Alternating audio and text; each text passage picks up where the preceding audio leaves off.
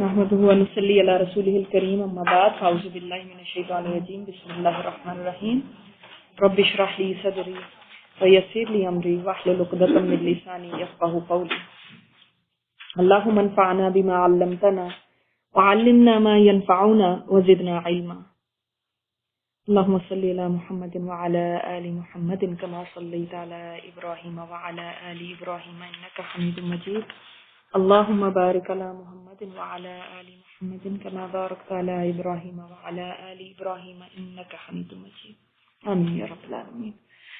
اچھا، ہم نے لاسٹ ٹائم جو پڑھا تھا وہ یہ تھا کہ دوسری بیعت عقبہ کے بعد پھر آپ صلی اللہ علیہ وسلم نے مسلمانوں کو اجازت دی کہ وہ لوگ ہجرت کرنا شروع کر دیں، اور مسلمان بہت بڑی تعداد میں ہجرت کرنے لگے، حتیٰ کہ مکہ میں بہت کم لوگ رہ گئے تھے۔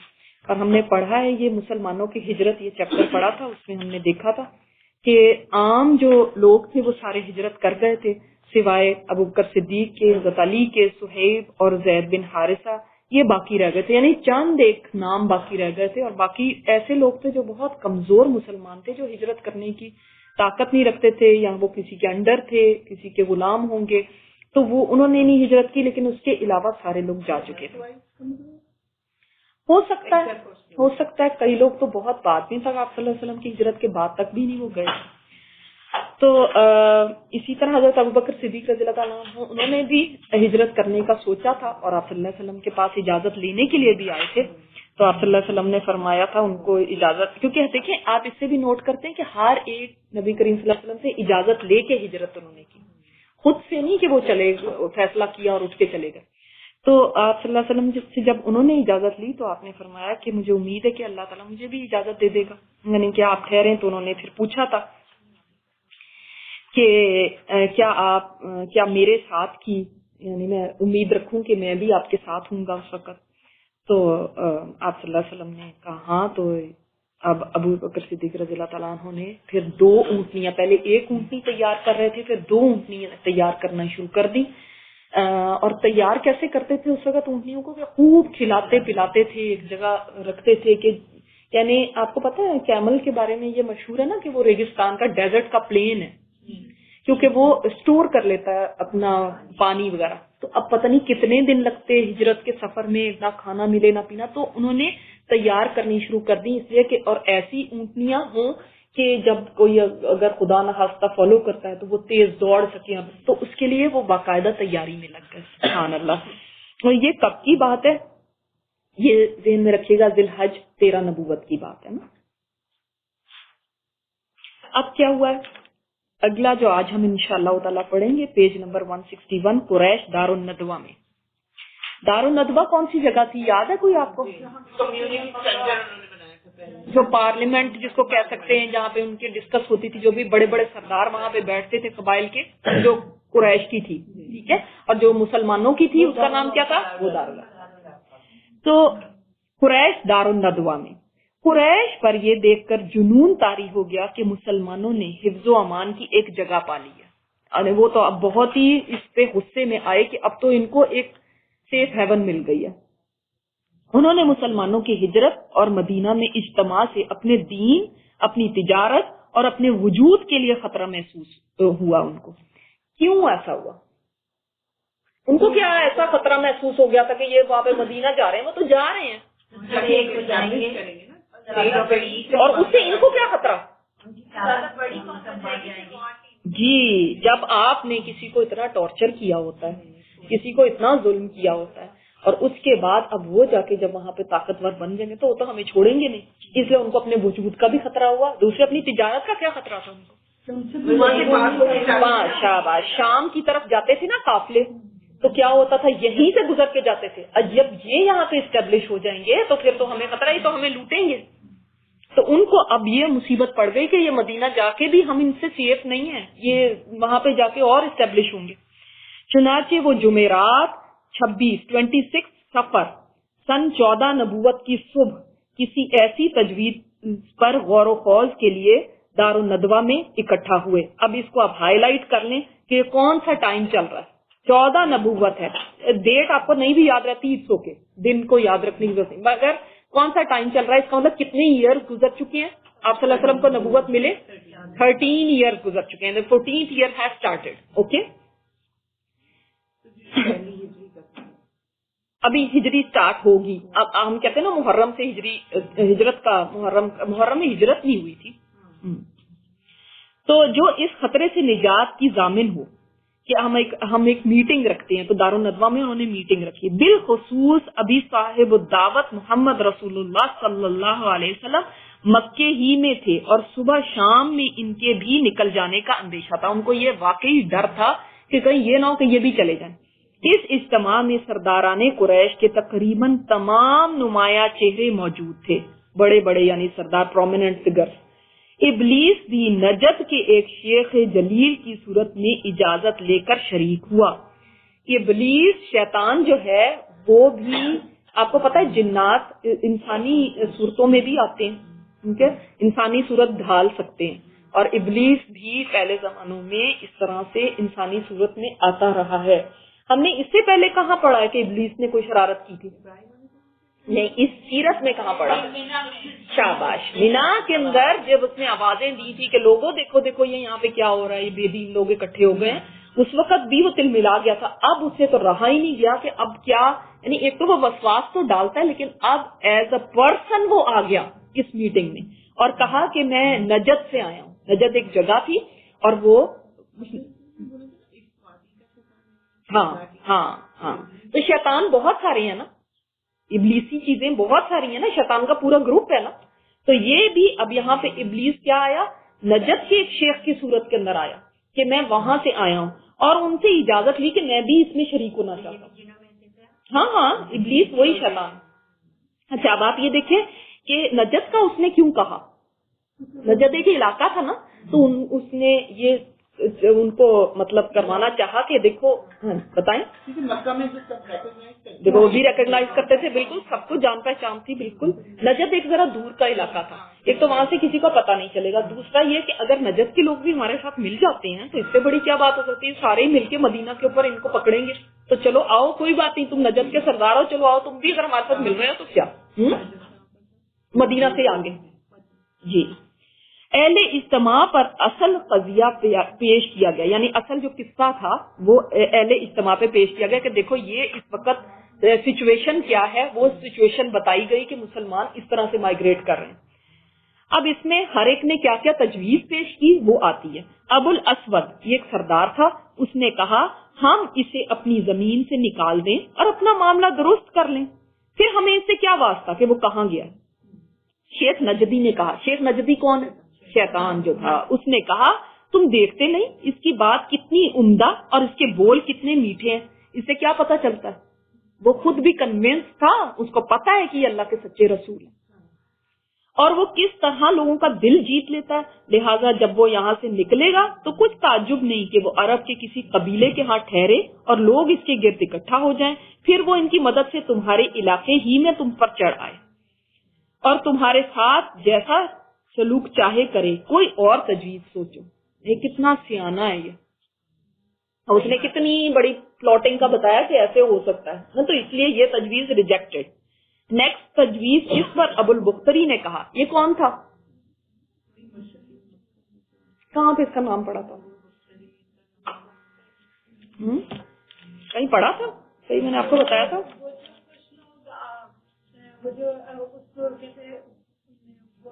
میں کعبے میں لگایا تھا اس کو چارج کرنے اور دوسرا جب میں نے آپ کو بتایا تھا کہ شیب ابی طالب کے اندر مسلمان جب محصور تھے تو اس وقت جب کوئی ان کے لیے ختیجہ کا بھتیجا ان کے لیے کھانا لے کر جا رہا تھا تو اس وقت راستے میں کون تھا جس کی ابو جہل کے ساتھ لڑائی ہوئی تھی, ہے نا.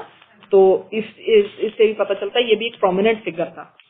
اس نے کہا شاباش, آپ لوگوں کو یاد ہے, اسے قید کر دو اور باہر سے دروازہ بند کر دو یہاں تک کہ اس کا بھی وہی انجام ہو جو اس سے پہلے موت کی شکل میں دوسرے شعراء کا ہو چکا. یعنی ایسے قید کرو کہ بھوکا پیاسا اندر مر جائے, یہ کام کرو. اب شیخ نجدی نے کہا, جب دیکھیں اس کی عقل دیکھیں اور ان کے تجویزیں دیکھیں, واللہ قسم بھی کس کی کھا رہا ہے. اور آدم علیہ السلام کے قصے میں بھی ہم نے کیا پڑھا تھا, کس کی قسم کھائی, اللہ کی. اور یہ اس کو پتا ہے کہ قسم کس کی کھانی ہے اور کس کی قسم بڑی ہوگی جی. اور اللہ کو جانتا ہے, پہچانتا ہے, اللہ کی قسمیں کھا رہا ہے.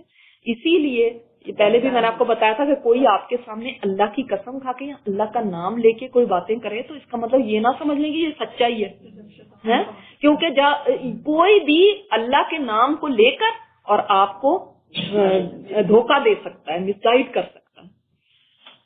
واللہ اگر تم لوگوں نے اسے قید کر دیا تو یہ بات اس کے ساتھیوں تک ضرور پہنچ جائے گی اور وہ اسے اپنے باپ اور بیٹوں سے بھی بڑھ کے مانتے ہیں. یہ سمجھ آ گئی کہ ان کو کتنی محبت تھی. آج ہم محبت کا دعویٰ جب کرتے ہیں نا تو دیکھیں شیطان نے بھی یہ ماننا تھا کہ صحابہ کرام آپ صلی اللہ علیہ وسلم سے اپنے باپ اپنے بیٹوں سے بھی زیادہ, بیٹے سے زیادہ کسی کو چاہنا کتنی بڑی بات, یہ اس کو بھی پتا تھا, یہ ایڈمیٹڈ.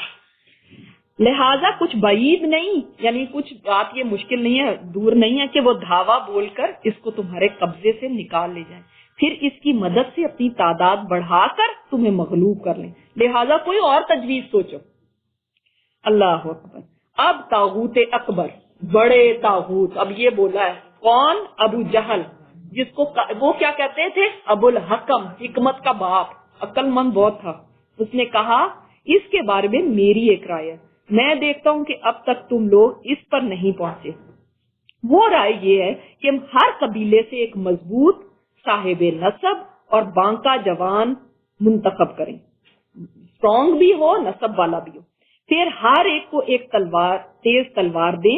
اس کے بعد سب کے سب اس شخص کا رخ کریں اور اسے اس طرح یک بار یعنی ایک ہی دفعہ میں تلوار مار کر قتل کر دیں جیسے ایک ہی آدمی نے تلوار ماری ہو. اس طرح اس کا خون سارے قبائل میں بکھر جائے گا. اور عبد مناف کون ہے؟ آپ صلی اللہ علیہ وسلم کے جد امجد جو ہے, سارے قریش سے جنگ نہیں کر سکیں گے, اس لیے دیت لینے پر راضی ہو جائیں گے اور وہ ہم انہیں دے دیں گے. پیسے دینا کون سا مشکل ہے, ہم سارے مل کے اس کے خون بہا ادا کر دیں گے. What a solution. لیکن جس کے ساتھ اللہ ہوتا ہے نا, پھر تم مکر کرتی ہو اور ایک مکر اللہ کرتا ہے. واللہ خیر الماکرین. اس سے پتہ چلتا ہے کہ یہ جو ابو جہل ہے یہ شیطان سے بھی زیادہ ہے, اس کی عقل دیکھیے. شیطان بھی مان گیا کہ یہ بات. شیخ نجنی نے کہا بات یہ رہی جو اس جوان نے کہی ہے, رائے ہے تو یہی ہے, دیگر ہیج یعنی دیگر باتیں ساری بیکار ہیں. اہل اجتماع نے بھی یہی رائے پاس کی اور اٹھ کر اس کی تنفیذ کی تیاریوں میں مصروف ہو گئے. جو وہ تھے نا وہ انہوں نے کہا یہ اب امپلیمنٹ ہوگی, یہ اب اس کی امپلیمنٹیشن کے لیے وہ اٹھ کے چل دیے.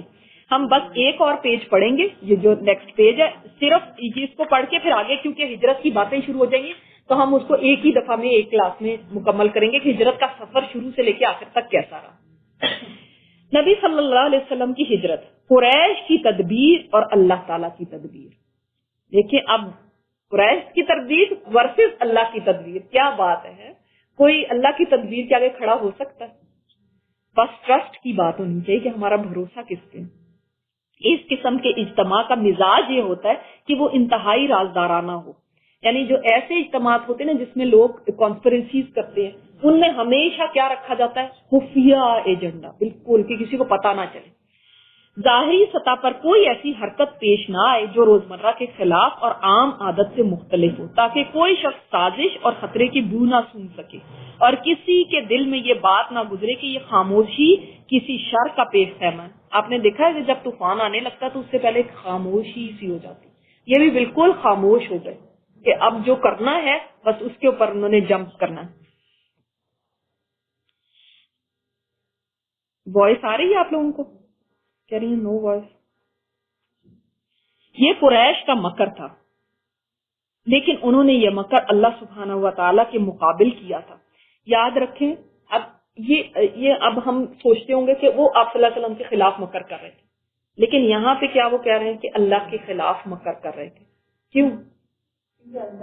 اللہ کے نبی جو ہیں ان کے خلاف کوئی سازش کرنا, اسلام کے خلاف, اللہ کے دین کے خلاف سازش کرنا, ان کو آپ صلی اللہ علیہ وسلم سے تو کوئی مشکل نہیں تھی, کوئی دشمنی نہیں تھی. ہم سب جانتے ہیں نا دشمنی کس سے تھی؟ اللہ کے دین سے تھی نا. تو کس کس خلاف مکر کر رہے ہیں؟ اللہ کے خلاف مکر کر رہے ہیں. اس لیے ہمیشہ یاد رکھیں کہ جب بھی یہ ٹاکرا ہمیشہ ہوتا رہے گا, اس وقت بھی ہوا تھا قیامت تک اسی طرح حق اور باطل کے درمیان ہوتا رہے گا. کفر کو کبھی یہ نہیں کہ کسی مسلمان سے کوئی پرابلم ہے, اس کو اسلام سے پرابلم ہوتا ہے, اس کو اس دین سے پرابلم ہے. اور جب اس کو دین سے پرابلم ہوتا ہے تو جو وہ کرتے ہیں ساری پلانیں وہ اس دین کے خلاف ہوتی ہے, کسی انڈیویجول کے خلاف نہیں, کسی کو بھی کوئی پرابلم ہوتی ہے. اللہ. تو اس لیے انہیں اللہ نے اس طرح نامراد کیا کہ وہ سمجھ بھی نہیں سکے, ان کو پتہ ہی نہیں چلا کہ ان کے ساتھ ہو کیا گیا. چنانچہ جبرائیل علیہ السلام نازل ہوئے, نبی صلی اللہ علیہ وسلم کو قریش کی سازش کی خبر دی.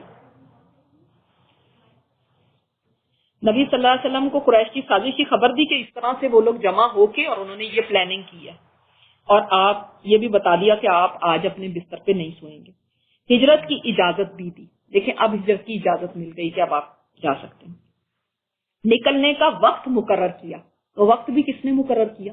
اللہ تعالیٰ نے.